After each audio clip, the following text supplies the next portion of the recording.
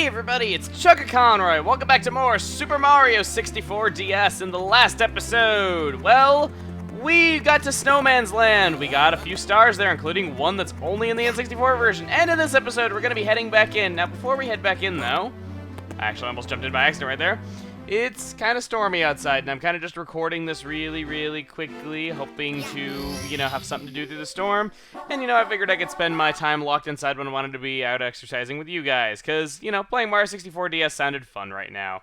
Anyway, we're going to start off with Whirl from the Freezing Pond. Okay. So, this mission is another one that I think can just be broken as Luigi. I don't remember for sure. Wow, thanks for that, Snowman. Thank you. Alright. So, this is another one of those missions where we're just going to be heading over this way. There's not much different about this from the others. In the original N64 version, you needed to jump off of some spin drifts. These guys. Which, by the way, I love that name, Spin Drift. It just sounds like so cool. Just like Spin Drift. It's like, sounds like an awesome, moving like a racing game. Anyway, you want to jump off of these guys. You want to head up here. I believe that Luigi can walk on water and jump his way over here. There's a sign right here in the middle of these two blocks. Hop on the shiny shell and ride wherever you want to go. Shred those enemies. It's referencing that this block over here, if I can actually hit it, has, well, actually, no, that doesn't have the shell in it. That has a star in it. This one has the shell in it. For some reason, I thought it was backwards. You're going to want to remember the position of that shell for the future. But for now, let's just go ahead and grab our star. So next up, we have Snowman's Silver Star. Not Silver Stars. I'm not really sure why they decided to call it Silver Star. I'm not really sure what the reason behind that is.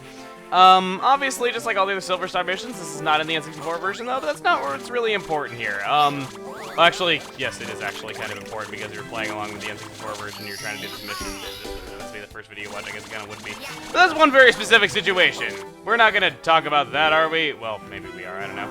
Over there, that Silver Star right there is a jerk. You're going to think that you're going to want to jump down there, but no. Touching this water, it's the same as touching lava. And if you bounce off the bottom of that platform, you're going to get screwed. So we're going to save that one for a little bit later. Because what is important is that Koopa shell. Excuse me? Come on. Come on. Okay, there we go. So let me go ahead and get that Silver Star once again.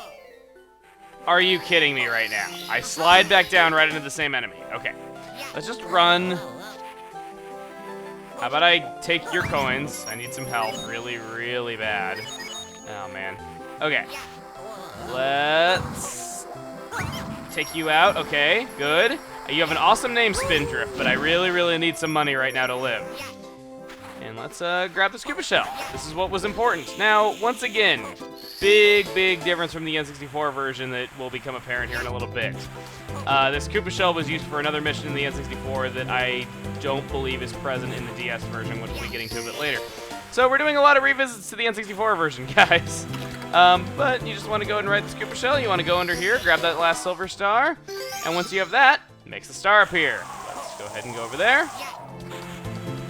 Where are you? There you are. There we go. Star. Into the Igloo, one of my favorite missions for the reason that I have gushed about many times already in this game. Simple fact that, well, we have a level within a level, and it gives you more than what you bargained for when you got into this level for the first time. And ooh. Okay, good, that's ice, not the bad ice, or bad water, I should say. I'm not sure why some water, like right over here, does not, make you go, ow! But for some reason that one body of water does. I guess just convenience, they can have a sumo wrestling mission where it's actually bad to get knocked out of the ring and not just minor inconvenience. So, that Igloo is right over here. Yes, right over here. Okay. Wait, no, not right over. Okay, where are you? Igloo. Up there. Okay. Backflip up. Do that. And as you can see that there's a path of coins leading up here. I kind of took a bit of more complicated route, but I think it's the more fun route. We go into the Igloo, and we find out that it is like 27,243 times bigger on the inside than it was on the outside. I mean, this place is huge. And actually, it differs quite a bit from the N64 version. The N64 version's Igloo is pretty different. Well, not entirely different, though, but a little bit different. We'll be showing that in a little bit, though, but for the time being, what I want to do is not collect these red coins. I want to find a red block. Yes, right over there. And as Luigi, we need to vanish. There's red coins everywhere here, which is the really big elephant in the room. And this Bob-on Buddy right here will tell you where they are. Or, actually, no, he prepares the cannon for you. Never mind. That is where that cannon gets activated. Very strange, isn't it? Let's, come on. Grab the power flower, Luigi. There we go. And we just want to run. That's not what I call running, that's what I call swimming, Luigi. I don't know if in your world if that's maybe what they call running, though, but if that's the case, I need you to swim. Let's grab our star, but not just any star! That is our 100th star! What does that mean? Actually, it doesn't really get us anything. And now, red coins in the house, yo! What's up? We're collecting these red coins, because they in the house, yo! What we doing? We gotta collect 8 of them to make a shiny star up here. I got my 100 coin mission likely to be collected, and hey, and I'm not even sounding like a horrible rapper anymore. I'm just sounding like I'm Dr. Phil or something. I don't know. Okay, let's go over here. Let's do this the normal way this time. Actually, no, let's not do it the normal way. I believe the normal way needs you to have the Koopa shell, which I don't have. So let's just go on over this way. Hop on up past these Shy Guy masks, which I think are supposed to be snowman heads, but I always thought they looked like Shy Guy masks. And right over there. Okay. Crouch down and get in the thing, Luigi. There we go. Into the igloo. Once again, this music that I feel like has been butchered in this version. It's not that bad. It's not like the worst conversion of a song I've ever heard, you know. What would be like the worst conversion like to a new platform that I think a song has ever done? Oh god. For those of you that have ever played Mother 1+2, who have actually played the Game Boy Advance version of Earthbound that only Japan got, oh my god, I do not really like what they did with the music there. I mean, I know that when you port music, it can't be 100% faithful to the original due to like sound card differences and the way that sound fonts work, the way that different sound cards interpret it differently and, you know, render the sound differently. I understand all that, and, you know, I know stuff about computers, but it's just like, they really could have done better with that when you have games like Donkey Kong Country that sound a lot better on that same platform. I mean, again, Donkey Kong Country wasn't perfect on the Game Boy Advance, but it was pretty good on the Game Boy Advance. And, you know, Super Mario World and Yoshi's Island weren't perfect on the Game Boy Advance, but they were, you know, once again, pretty good for what the system could do.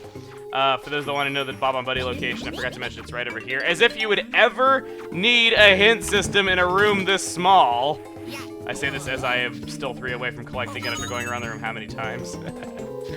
Okay. What are you gonna be? Okay, you're giving me a 1-up mushroom. There's a 1-up down in the water, back over that way, I think.